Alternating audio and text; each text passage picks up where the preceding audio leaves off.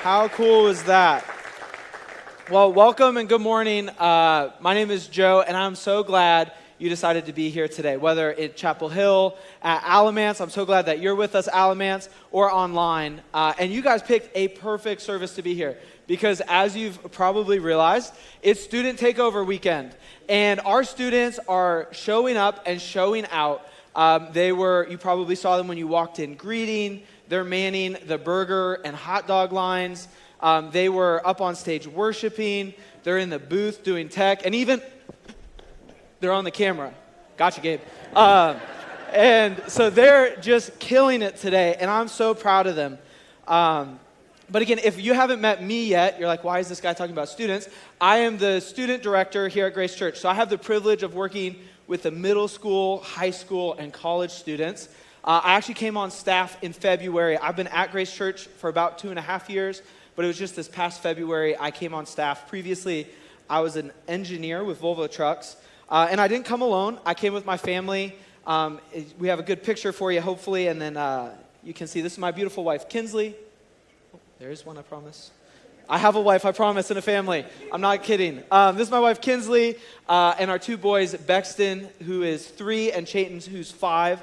I had someone come up to me after service at the 9:30, and they're like, which one is which? They're the same height. You can't tell. If you get it right, you win a prize. So I like to say when I came on staff, I started working at the church, but my kids, they owned the church. That's what they decided. You'll see them running around the halls, acting like they own the place. Just go with it. It's super fun.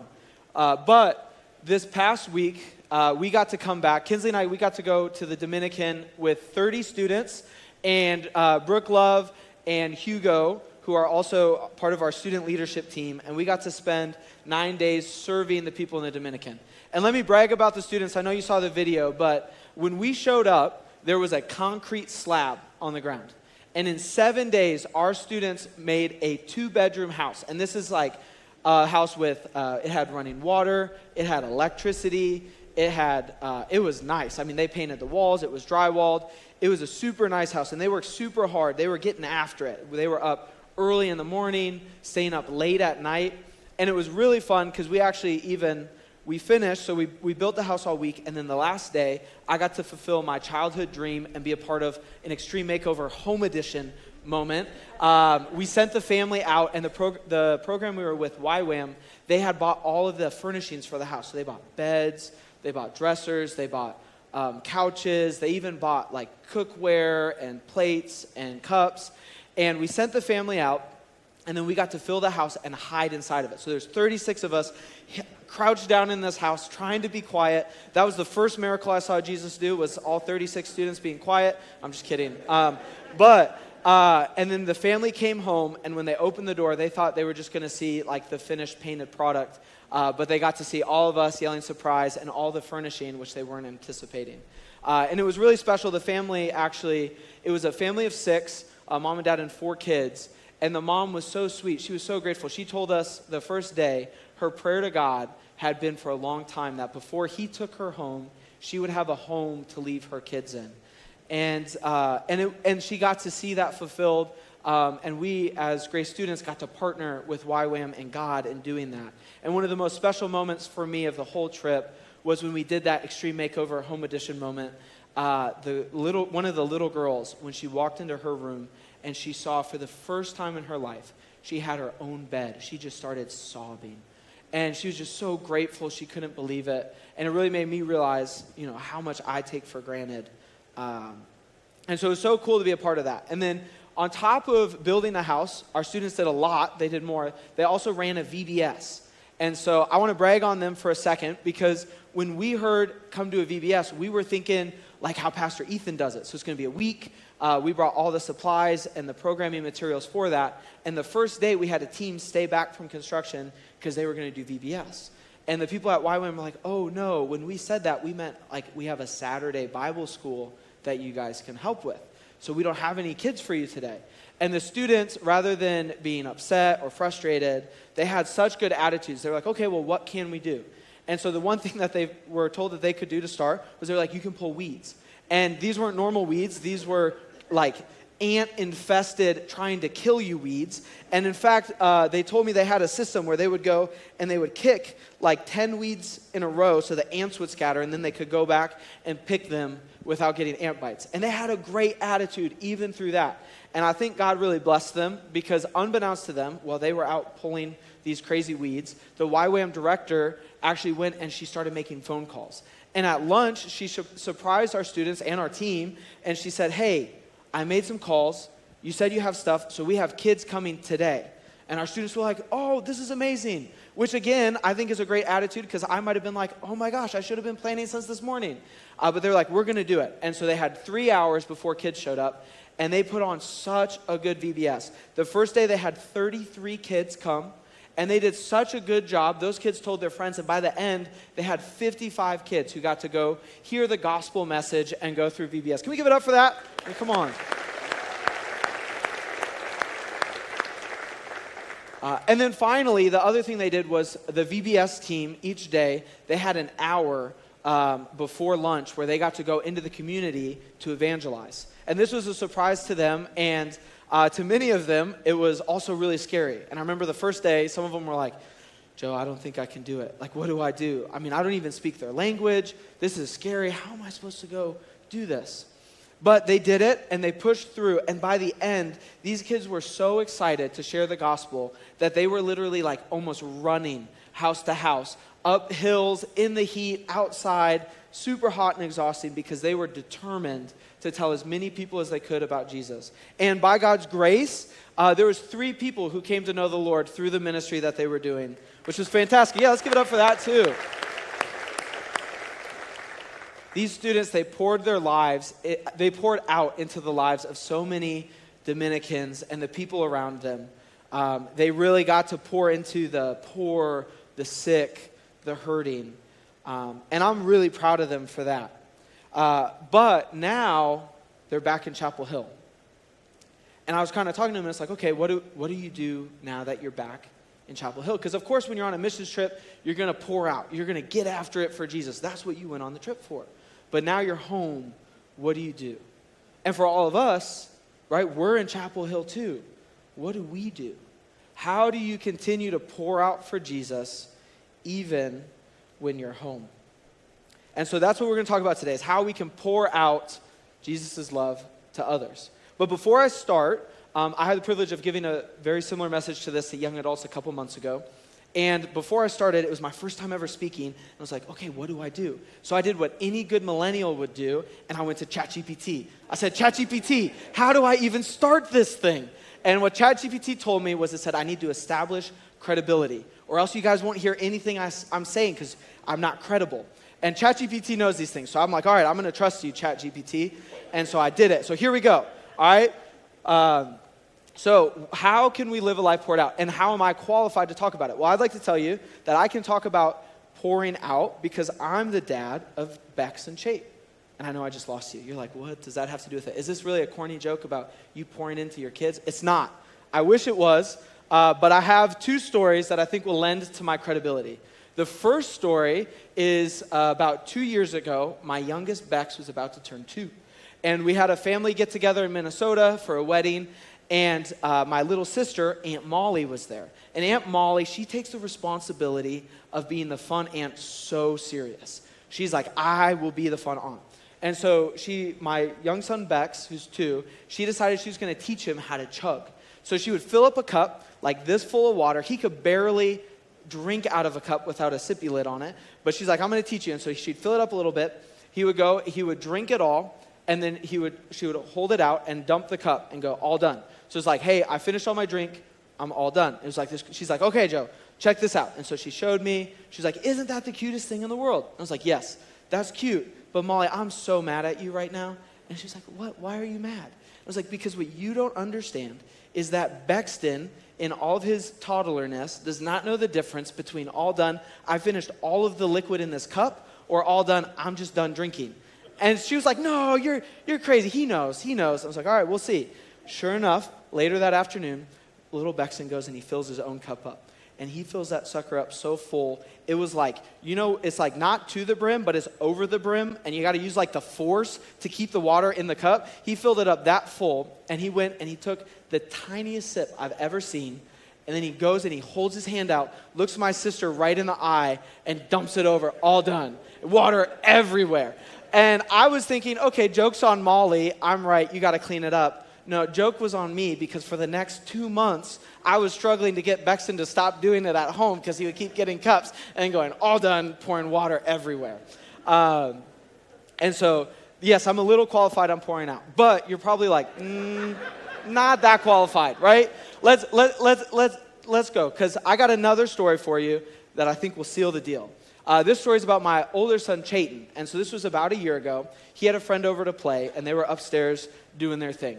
And Kinsley, she brings life to our home, both in her personality and with plants. And she lets me know that this is what brings life. And so, but plants are high maintenance. She has to keep watering them. And she doesn't water them how I thought you had to. I learned you don't just pour water on the top every time.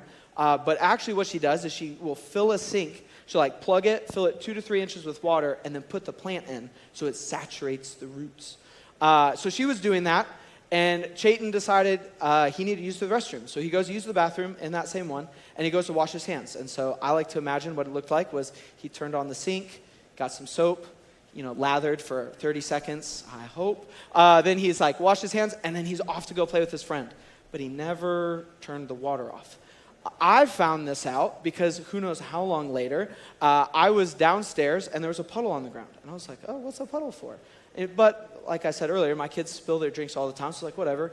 Cleaned it up, these dang kids. And then a couple minutes later, I come back and that same puddle's there. And I'm like, what? They spilled twice in the same spot? And I go to clean it up, and then I hear it. It's like a drip. And I look up, and there's water like forming all on the ceiling.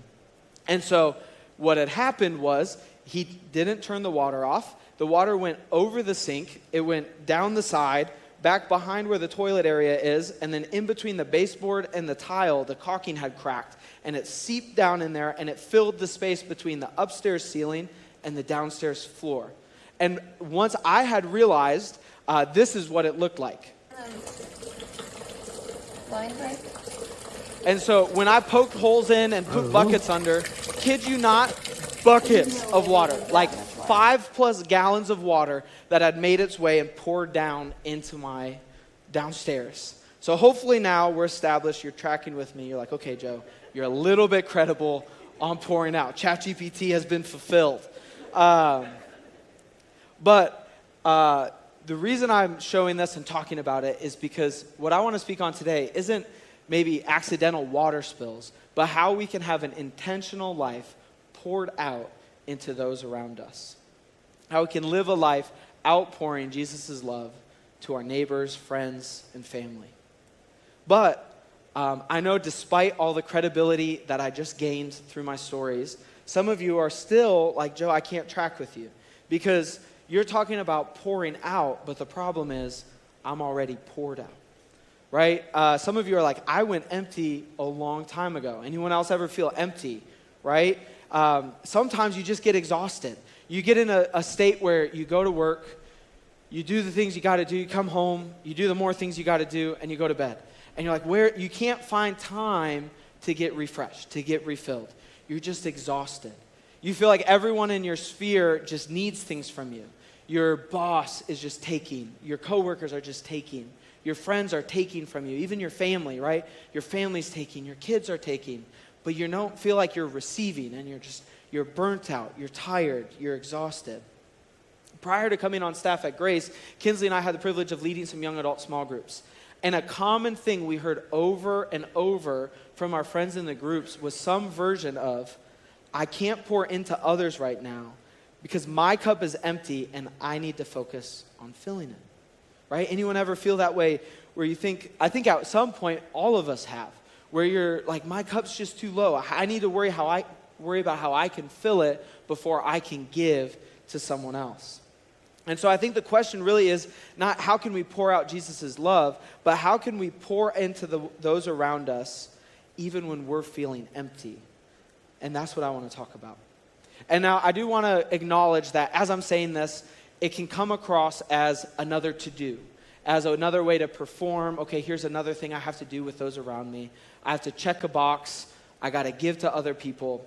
And you're like, I'm already empty. Why are you adding to my plate? And what I hope is by the end of today, you'll realize with me that this isn't another to-do. It's not a performance, but it's a way for us to live out the divine design that God has put in us, and that it's not necessarily a take, but it's a way that we can be filled. And so who better to look at for how to pour into others than Jesus? Because Jesus, he poured out. And now I want to say, my friend, he made fun of me. I showed him my notes, and he's like, Joe, seriously, your first time preaching, and you're going to go with what would Jesus do? Like, dude, like, what are you going to wear, a bracelet? Get original. Come on. And the truth is, I wish I had an Old Testament story to tell you. But guys, I told you, I started in February. I don't know those characters yet. I'm kidding, kind of. So we're going to look in John 15. And the background of where we're at is this is the Last Supper. And so we know that Jesus is aware that he's about to be arrested. He's going to be tortured. He's going to be killed. He's probably, I would imagine, so stressed out knowing what's coming. And you want to talk about an empty cup. I can't imagine how he felt just with the anticipation of that all day. And so what does he do in his last moments? What does he do when he's stressed out to prepare for what he's doing? He does what anybody would do before a stressful event. He decides to host 12 people over at his house, right? What's more relaxing than that? That's what I try to convince my wife. She tells me it's not the case. No, but he hosts people at his house. And not only is he hosting dinner, but he doesn't just take the place of host, he takes the place of servant. And we know that at the Last Supper, he chose to wash the feet of his disciples. And let's just acknowledge together that these feet were not like when your youth pastor would do the example of washing feet in youth group growing up. And he'd take off like a student's clean shoe and sock. And then when he washes their foot, the water's like cleaner than when he started.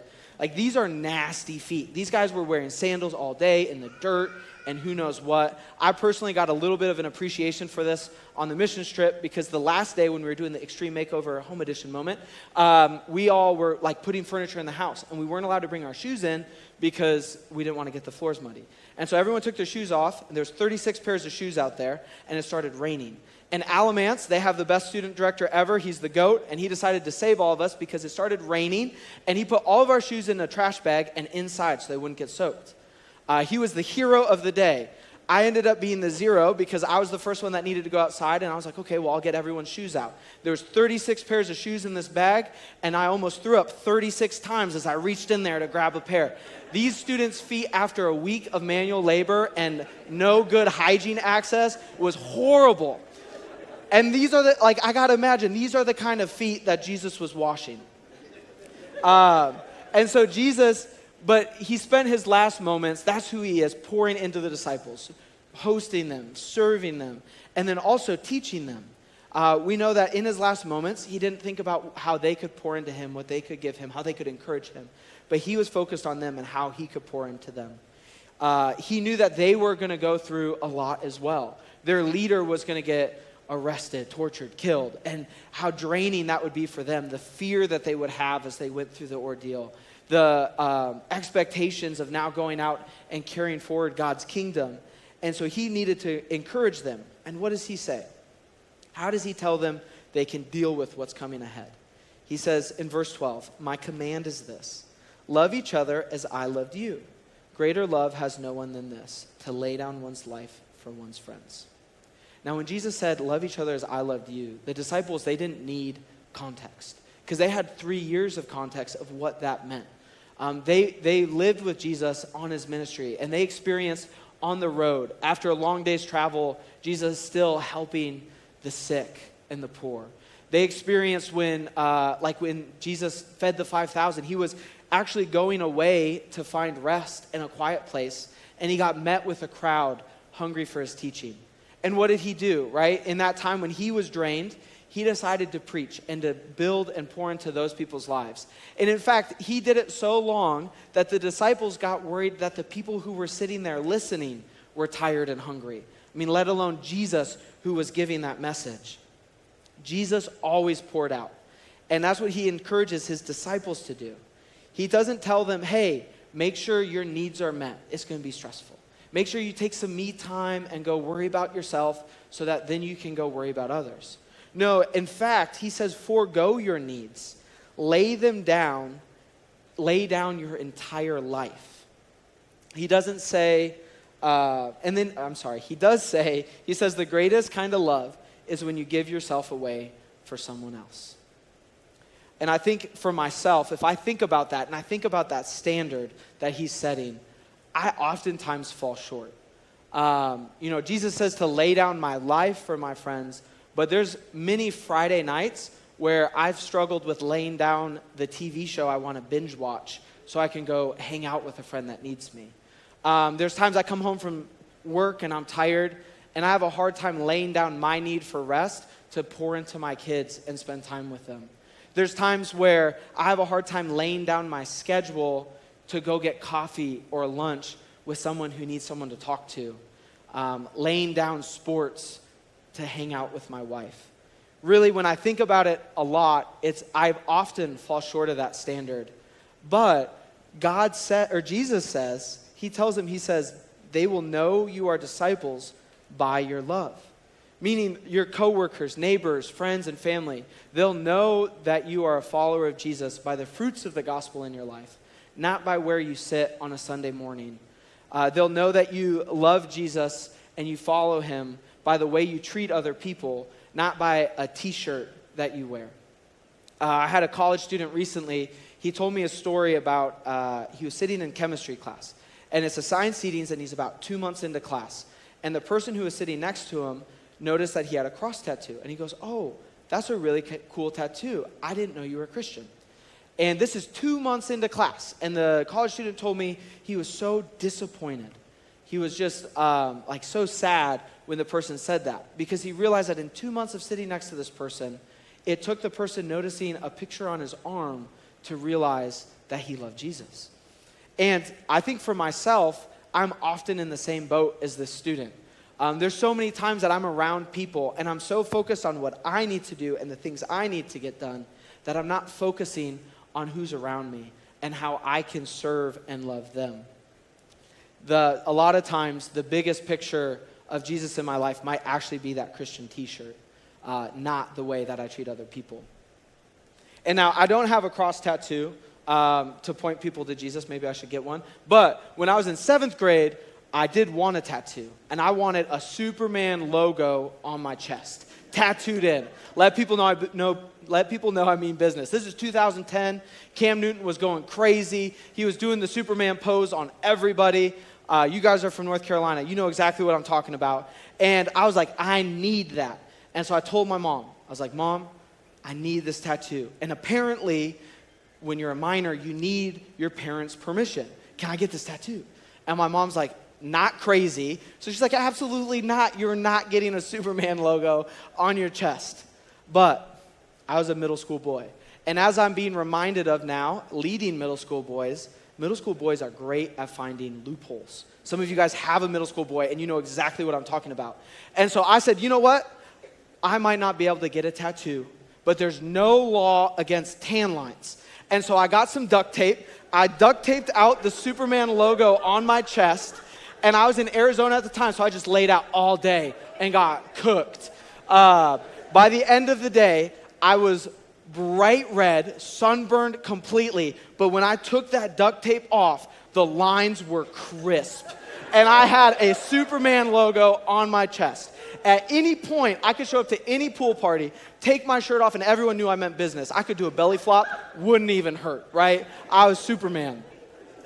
You guys are like, why are we talking about middle school tan lines? Well, the thing is, I think the reason I wanted the Superman logo was, and why I thought he was so cool, was because Superman, he was strong, he never got tired, and he was invincible.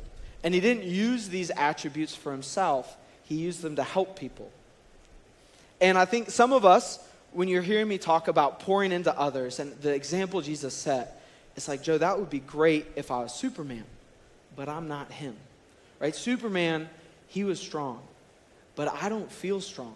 Maybe you're dealing with health issues and you don't have that strength. Or maybe just you're like, hey, I can't even lift my burdens. How am I supposed to help lift the burdens of someone else? Maybe you're like, Superman never gets tired. But Joe, I'm tired. I'm burnt out. Times are tough. I'm working 2 jobs right now, or I'm a college student and I have crazy class schedules and I'm so stressed out. I'm caring for an aging parent and that's a lot, or I'm navigating retirement. Maybe you have young kids and you're tired because they don't let you sleep, but you're burnt out and you're like, how am I supposed to pour into others when I'm too tired for myself? Or finally, Joe, Superman was invincible, but I'm not invincible, I'm broken. I had a friend or a relationship that broke apart. And when it broke apart, it ripped my heart in two. And how can I pour love out of a heart that's ripped in two? Joe, I had a family, it imploded, it exploded, and my heart got shredded in the shrapnel. It can't hold love for itself. How is it supposed to love other people? Joe, I'm struggling with addiction. I'm broken from addiction. I'm a broken person. I don't feel like I have anything to offer others out of my brokenness. How can I pour into others? And the truth is, even if all of us went and we tanned a Superman logo on our chest, that outward symbol wouldn't change these inward feelings. Our cup, it's not full. Our cup is low, it's empty. Maybe even it's like little Bexton's, it's upside down, and you're saying, I'm just all done. I think a lot of us are saying, my cup is empty, and I just need to fill it. And I can not only empathize, I can sympathize with you. Right? I've worked multiple jobs. Kinsey and I, we got married young, and I remember working jobs and doing classes and how stressful that was, or having young kids and sleep training and being so tired. And y'all, like, I'm in my 20s. I'm told life just doesn't get easier, right? It's hard. And how does the world work? You can't give something you don't have. I shared with you, I used to be an engineer, so I do enjoy math, and I know that 0 plus 0 doesn't equal 1. If you don't have anything, how are you supposed to give it to someone? That's not how the world works. But here's the thing. God's word, it tells us that we're not of this world. In fact, we're part of a kingdom, and it's an upside-down kingdom where Jesus took many of the values of our world and he flipped them on their head. He told us that the way up is down. To lead, you must serve. To be first, you must be last. To gain your life, you must lose it. And to be filled up, you must pour out. Jesus, he calls us to higher things, but that doesn't mean harder things. He calls us to pour out into others, but that doesn't mean he calls us to be empty. I have an illustration I'd love to share with you to kind of show this. Imagine with me, you are treading water in deep water, and you've been treading for a long time, you're really tired, and you're just struggling to keep your head above the water. Some of you are like, Joe, I don't even need to imagine that. That's where I'm at right now. And as you're treading water, I come up to you and I say, hey, I see you're treading water. Here's something for you to take. And you're like, I'm treading water. Like, I'm struggling, Joe. Do you not understand? I can't take anything. But okay, Joe, I trust you. What is it you need me to take? Does it weigh anything? Because I'm tired. I'm like, yeah, it weighs 5-10 pounds. And you're like, Joe, how out of touch are you? Right? You said you understand I'm treading water, but you're asking me to take this weight. But I guess, Joe, I trust you. I'll take this weight. But how do I hold it? Does it have a strap for me? Do I balance it on my head? Because I need my arms to tread water. I'm like, oh, no, you just have to hold it. I'm like, hold it, Joe. Do you not see I need my hands to tread water? How am I supposed to give one up to hold what you have? I'm exhausted. I'm tired. And I'm like, hold it with one hand. No, you need to hold it with two. And you're like, okay, Joe, I'm ready to lose it right now, right? You say you understand, but you're so out of touch. I'm drowning. And you want me to hold this weight with two hands. And it doesn't make sense. It seems out of touch. But the thing is, what I know that you don't know is that what I'm holding, it's not a weight, it's a life preserver. So yeah, it's 5 to 10 pounds. Yeah, you need to hold it with two hands. But it's not something that's going to make you sink. It'll help you float. And I think when I talk about calling to love others more, it can feel really overwhelming. I know it can for me, because sometimes with the ways of the world, we don't understand Jesus' way. And some of us are exhausted because we're trying to keep ourselves afloat. We're trying to tread water with our strength. And what if God isn't asking us to do that? What if instead he's offering us a life preserver? Matthew 11:28 and 30, it says, "Come to me, all who are weary and burdened, and I will give you rest. Take my yoke upon you and learn from me, for I am gentle and humble in heart, and you will find rest for your souls. For my yoke is easy and my burden is light." And this is Jesus talking. This verse, it was shared with me by Pastor John Mark, and this was a couple months ago, and I was in my treading water moment. I had just switched jobs. I came on staff here at church. I was learning kind of how this works, trying to catch up. At the same time, we're in the middle of adoption, and so we were at the thick of our home study, filling out tons of paperwork, finding forms. Like every night was filled with that, and all these adoption bills started coming. And so I was stressed out from all of that, and I decided one weekend my family and I were going to get away to de-stress. And I have two cars. I have a good car and a bad car. And I was smart, and I was like, let's take the good car up, because I don't know if the bad car will make it up that mountain. Well, we got to the top of the mountain, and it turns out my good car wasn't that good. And the mechanic said the engine imploded. That was his technical explanation, was it folded in on itself. So it was totaled. And I had to take a rental back, and now on top of all the other things were cars being, and I didn't feel like the world was just like coming down on me. It was so hard, it was squeezing me out. I wasn't just poured out, I was squeezed out. And I remember I was in John Mark's office. I broke down crying, which was embarrassing for me. And he shared this verse. And interestingly, 2 days later, I was talking to my dad on the phone about the car stuff and kind of telling him where I was at. And he shared the same verse. And between the two of them, they kind of gave me two insights that I'd like to share with you. So when it talks about taking a yoke upon you, if you are not familiar with yokes, I know we don't use them that much anymore. A yoke in that time, it was a wooden beam that would connect two livestock together. And you would have an older oxen and a younger oxen, oftentimes the farmers would, and they would, to teach the younger oxen how to plow the field, they would yoke it to this older oxen who could do it by himself. And the older oxen would just kind of go in his path, and the younger oxen just needed to follow. And what John Mark and my dad shared with me is they said, hey, you are stressed out, you're anxious, you're tired. And I think that it's one of two things. One, you have the wrong yoke. Because Jesus says in this verse, he says, my yoke is easy. So if your yoke isn't easy, you might have the wrong yoke. I can get myself in trouble a lot because I try to find rest or find fulfillment through things like career, money, relationships. And those yokes are hard. Right? They won't fill me. They won't fulfill me. Those are hard. In this instance, though, I think I was on the right yoke, but what I was doing was the second thing. And he said, sometimes you are yoked to the right thing, but here's the thing. Jesus is he's the strong oxen. He's going at his pace, his way. And when I try to take things in my own hands, I can unnecessarily strain. So the older oxen, he might be moving this way, and I'm yoked to him, and I'm trying to go this way. And so I'm struggling as hard as I can. I'm not budging him, and we're still inching forward at his pace, but I'm unnecessarily trying my hardest to go this way. Or maybe he's going along, and I'm trying to get ahead of him. And I'm trying to pull as hard as I can, but I'm not pulling him because he's stronger than me. And all I need to do is submit and get back in line with his ways, trust that he knows the right path, and my yoke can be easy. Similarly, I think for myself and for many of us, when we're thinking of filling our cup, we're thinking about pouring into others. Again, that phrase of my cup is low, it's empty. And when we get in that space, we try to take matters into our own hands. We look at our cup and we look at how little is in it and we go, oh no, how can I do this? And so we think, I need to keep as much liquid in my cup as possible. I can't pour any out because then I'll have less. First, I need to fill it, and maybe it can come out of the overflow. And so we'll go through life and we're so worried about not spilling that we kind of avoid people. And we're like, keep to ourselves, because if we bump into someone, we might spill a couple drops. And so we isolate and we just keep to ourselves and we go, okay, I need some me time. I need to focus on myself. I need to do my own thing. But I want to encourage you. God's way is different. And so right now we're going to do is we're going to play Flip Cup. Not the kind you might have played on a Saturday night in college.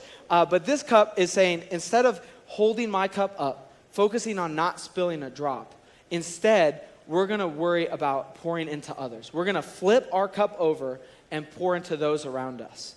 And we're going to trust, and this is the key truth for today, is that you cannot pour into others faster than God can fill you up. Pouring into others is actually how God will fill you up. In Philippians 2:17, Paul's writing, he says, "But I will rejoice, even if I lose my life, pouring it out like a liquid offering to God, just like your faithful service is an offering to God. And I want all of you to share that joy." Pouring out our life, it leads to being filled with joy. And like Paul, I want all of you to share that joy of pouring into others, because we cannot pour into others faster than God can fill you. God can fill your cup if it's low, if it's empty, even if it's upside down. He's God, he's supernatural, and we just need to do our job and pour into those around us, share Jesus' love, and we can trust that God will do his job in filling our cup. So we're doing Flip Cup, and instead of walking around with it to ourselves, we're going to walk through life pouring it out onto all of us around us. You know, we're dumping water on people around us. Maybe we're turning it into a super soaker and we're spraying everybody. Sorry, that's the student director in me. But we're going to trust that we can pour into others and that it's God will fill us up. So how do we do that? Now, I'm a practical application guy. If I have a message that doesn't have it, I then am having to ask my wife for what the practical application can be. So I want to share some with you. And so I have 3 ways that we can work on pouring into others and work on this concept. The first one is to take a Sabbath. And I know I just lost some of you. You're like, okay, Joe, we're talking about pouring into others, and the first thing you have is about like taking a Sabbath. But here's the thing. I put this first for a reason, and I think it's the most important thing. Because this, taking a Sabbath, is surrendering to Jesus that we believe that he will work things out. It's our way of taking his yoke upon us, grabbing the life preserver. And as Pastor Kendrick says, we'll put God in his first place and trust he'll put everything in his right place. We don't have to tread water. We don't need to try to get all of our things in our week done ourselves, because it can feel overwhelming and it feels like we need that day. But we're going to trust that Jesus and God can do more in 6 days than we can in 7. The second thing is we're going to join a small group. We have small groups coming up here in the fall, in August, and I want to encourage that everybody should get in a small group. When you're thinking of pouring into those around you, what better way than when you have a day of the week set aside that you get to be with 8 to 12 people and pour into their lives. Now for me, I know joining a small group oftentimes can feel overwhelming. When it's small group sign-up season, I think that Pastor Adam intentionally puts it at the busiest part of my semester, and I'm always so like, I got so much going on. How am I going to make time for this? But the thing is that's held true for my wife and I is that every single time we've joined a small group, even though it's overwhelming and it doesn't feel like we have time in the start, at the end of it, we never regret it. We're always so glad that we did it. And really, we feel more filled and joyful as a result. Lastly, the third point is to love your neighbor. I was recently challenged by someone, and he said, the Bible says to love your neighbor, but do you even know your neighbor? I was like, ooh, right? That hurt because I didn't. And he challenged me. He said, okay, how can you meet your neighbors? How can you know your neighbors so that you can love on them? And he suggested like baking cookies or brownies or even buying something from the store and taking it to them. And I'm not that good at this, but my wife, she is. And I remember a couple months ago, or this was a number of months ago, she had gone and made sourdough bread. And she made extra loaves so she could hand some out to our neighbors. And she went and she was handing them out. And I remember I was asking her who she was going to take it to. And she told me she was going to take it to this one neighbor. And this neighbor is like our grumpy neighbor. He was the get off my lawn, literally has told that to my kids' neighbor. And I was like, is it even safe to go over there? You know? And she's like, no, Joe, like I'm going to love my neighbor. And so she took the loaf over to him. And let me tell you, that simple act of kindness completely changed our relationship. This neighbor, he shared after, he was so blown away by this loaf of bread. He said it was the nicest thing anyone has ever done for him in the last couple years. And through that, he started to open up, and we started having conversation. And he shared that his mom, he had recently retired, and then his mom got Alzheimer's and dementia. And even though he describes her as a saint before this illness, now she's really mean and angry. And when he's inside caring for her, she's constantly yelling at him, screaming at him, telling him how terrible he is. And he just gets burnt out and drained. And so he would come outside to work on his lawn, and that was his only me time of the day. And so now it made a little bit more sense why he was so particular about it. But then, as we started talking about that, we got to go into other conversations. And he started sharing more about his life. And we got to meet his wife. And we got to share about Jesus with him and invite him to church. And he hasn't been able to come yet because he says that he can't leave his mom. But he's determined that as soon as he's able, he wants to come.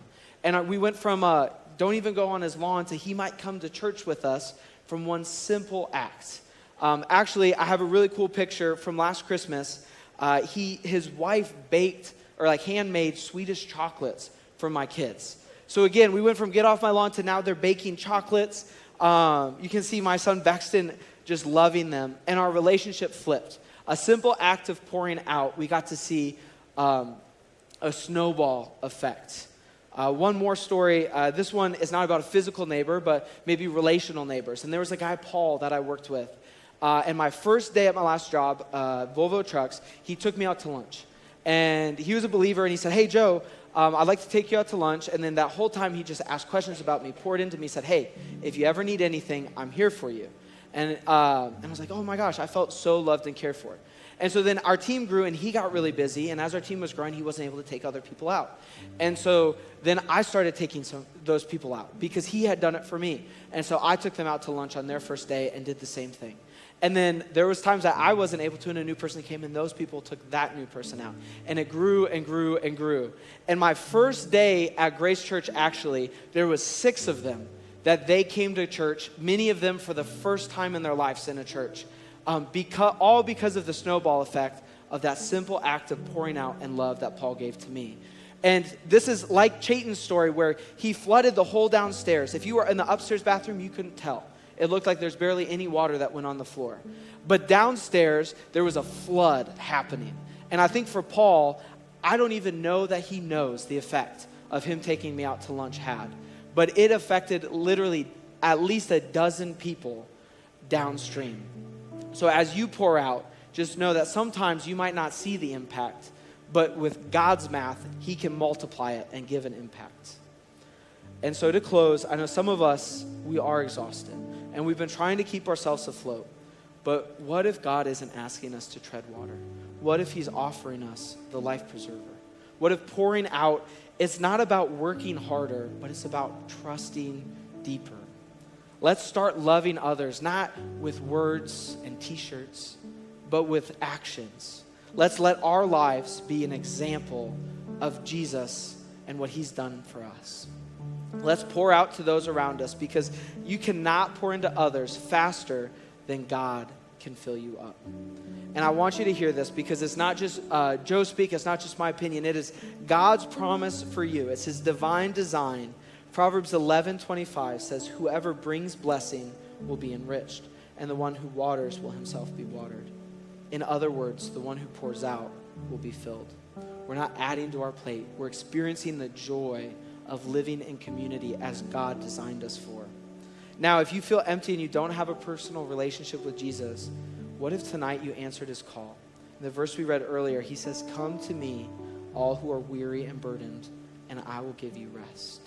Jesus wants to take your burdens. He wants to fill your cup. You just need to let him. You're not Superman. That's the truth. But also, you have access to someone who's far greater. And God wants to carry your burdens for you. He wants to take them. You just need to stop treading water and grab the life preserver. Now, we all have a next step to take as we grow in the way we pour into others and trust Jesus. For some of us, it's taking a Sabbath, grabbing the life preserver. Maybe we're joining a fall small group. Or maybe you've been in small groups and now it's time for you to take the next step and lead one. We're going to find physical ways to love our neighbor, both physical and at work, and pour Jesus' love out to those around us. And so I'd love to pray for you today, as you go out to do this. God, Lord, I just thank you for everyone here. God, I thank you that you tell us that we can come to you and you'll give us rest. I thank you that we don't have to be strong because, God, you are strong. And Lord, we don't have to tread water anymore. We just need to trust you and grab the life preserver. God, I pray for everyone here today, God, that as they pour into their community, as they pour into their neighbors, their families, God, that you would multiply that in the way that only you can. And God, that as they're pouring out, that you would fill them up. And we can hold firm and be confident in the fact that you will fill us up faster than we can pour out. And God, for anyone here today, Lord, that's exhausted, that's tired, God, that's broken, and they don't have a personal relationship with you, God, I just ask that they would grab that life preserver. God, that they would take your yoke upon them, because maybe they've tried the yokes of the world. They've tried a career. They've tried relationships. They've tried money. God, but their yokes are heavy and yours is light. And I just ask that you give them the confidence to come to you. And if that's you tonight or today, I just want to invite you in this next prayer to answer the call that Jesus is giving you. If you would like to take that next step with Jesus, I would invite you to pray this prayer with me. God, thank you for loving me so much that you sent your son to die on the cross for my sins. I don't want to carry my burdens alone anymore. I want to follow you as my Lord and trust you to lead my life as I experience the rest you promised in Matthew 28. Lord, I'm weary and I need you.